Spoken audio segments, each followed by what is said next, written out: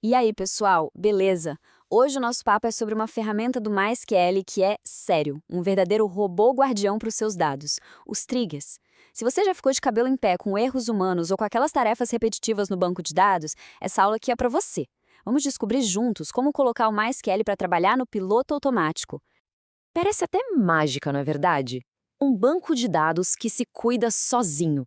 Imagina só, certas regras de negócio, aquelas que são super críticas, sendo aplicadas sempre, não importa quem esteja inserindo ou atualizando os dados. Pois é, essa é exatamente a promessa dos triggers, e a gente vai ver como fazer isso acontecer na prática. O nosso roteiro de hoje é bem simples e direto. Primeiro, a gente vai entender bem qual é o problema da falha humana. Logo depois, vamos ver como os triggers são a solução para isso. E claro, vamos botar a mão na massa e criar um do zero. Depois, vamos explorar outros usos e fechar com umas dicas de ouro para não criar problemas lá na frente. Bora começar? O ponto de partida de tudo isso é um fato que a gente não pode ignorar. Sistemas são usados por pessoas. E olha, não importa o quão bom seja o profissional, um dia alguém vai esquecer de fazer alguma coisinha. E é nesse pequeno esquecimento que mora o grande perigo da inconsistência de dados. Pensa nesse cenário que é super comum. Tem lá uma tabela de cliente com a coluna Data Modificação. Aí, alguém do suporte atualiza o e-mail de um cliente, mas esquece de atualizar essa data manualmente. O que acontece? De repente, os relatórios de atividade recente ficam todos errados. E ninguém sabe o porquê. Um descuido minúsculo que pode gerar uma dor de cabeça enorme. Então, peraí. Se o problema é o esquecimento humano, a solução mais inteligente é tirar essa responsabilidade das mãos das pessoas, certo? E é exatamente para isso que os triggers foram inventados, para serem os guardiões automáticos da integridade dos nossos dados. Mas, afinal, o que é um trigger? De forma bem simples, é um procedimento que o próprio banco de dados executa sozinho, quando alguma coisa acontece. Rolou um insert, um update ou um delete numa tabela? Pronto, o trigger correspondente é acionado. A palavra mágica aqui, que resolve o nosso problema, é automaticamente. Isso vai muito, mas muito além de só atualizar datas, viu? Com triggers, a gente consegue criar logs de auditoria super completos para saber exatamente quem mudou o que e quando. Dá também para validar um CPF ou um e-mail antes mesmo do dado ser salvo. Ou até manter uma tabela de resumo de vendas atualizada em tempo real. As possibilidades são gigantescas. Chega de teoria, né? Vamos pro código. A melhor forma de entender é fazendo. Vamos criar juntos, passo a passo, aquele trigger que vai resolver de uma vez por todas o problema da data modificação.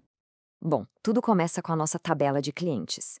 Ela tem os campos básicos, como ID, nome e e-mail. Mas o mais importante para a gente aqui é a coluna Data Modificação. É essa coluna que vive sendo esquecida que a gente vai automatizar agora mesmo. E tá aí, a mágica em forma de código. Esse comando SQL cria o nosso trigger. Pode até parecer um pouco complexo de primeira, mas calma, vamos quebrar isso linha por linha e você vai ver como faz todo sentido.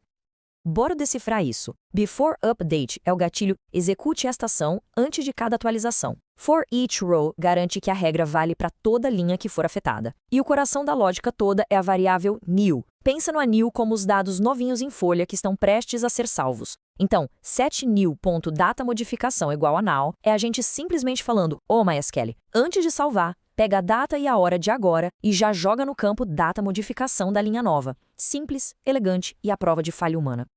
E olha só o resultado na prática.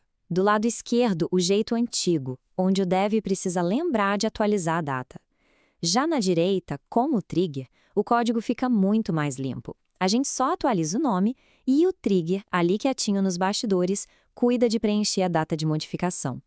É menos código na aplicação e o melhor, chance zero de erro humano. Mas como eu disse, triggers não servem só para isso.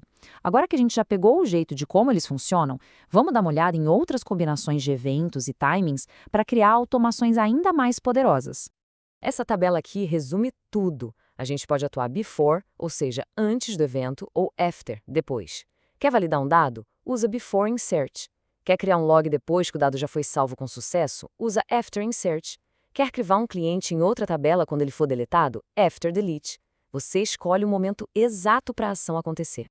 E aqui vai outro caso de uso animal, auditoria. Com um trigger after insert, a gente pode fazer com que, depois que um novo cliente for cadastrado, o sistema automaticamente insira um registro numa tabela de log. Isso cria uma trilha de auditoria perfeita, sem que o desenvolvedor da aplicação precise escrever uma única linha a mais de código para isso. É fantástico. Ok, triggers são incríveis, a gente já viu isso, mas é preciso ter cuidado. Usar de forma exagerada pode transformar uma solução num problemão de performance e de manutenção. Então, para a gente fechar, vamos ver umas regrinhas de ouro para usar essa ferramenta com sabedoria. A regra número 1 é: mantenha seus triggers simples. Eles são para tarefas de banco de dados, tipo log ou atualizar data. Se você começar a colocar regra de negócio complexa, com um monte de if, essa lógica provavelmente deveria estar na sua aplicação, não no banco. E, por favor, documente. Um trigger sem documento é uma armadilha para o próximo dev que mexer no projeto. E claro, nem preciso dizer, teste tudo, mas teste muito, até cansar. E essa frase resume perfeitamente o papel deles. Os triggers são os guardiões silenciosos do seu banco de dados. Eles não fazem barulho, não aparecem, mas estão sempre lá, garantindo a consistência, automatizando tarefas e, no final das contas, tornando o nosso sistema muito mais robusto e confiável. E por hoje é isso, pessoal. Se essa nossa conversa sobre triggers ajudou a clarear as coisas para você, já sabe, né? Deixa aquele like e compartilha com a sua equipe. Siga o canal para não perder os próximos conteúdos. E o mais importante, qual outro recurso de banco de dados você quer ver a gente desmistificando aqui? Deixa sua sugestão nos comentários, porque ela é o combustível para os próximos encontros. E antes de fechar, quero muito ouvir a opinião de vocês sobre uma ideia. A gente está pensando em criar uma área de membros com cursos completos, projetos práticos e conteúdos exclusivos. Isso seria algo interessante? Se sim, qual valor mensal vocês acham que seria justo para um material desse tipo? A opinião de vocês é que vai definir o futuro do canal. Então, por favor, deixem suas ideias aí nos comentários. Muito obrigada pela atenção e até a próxima!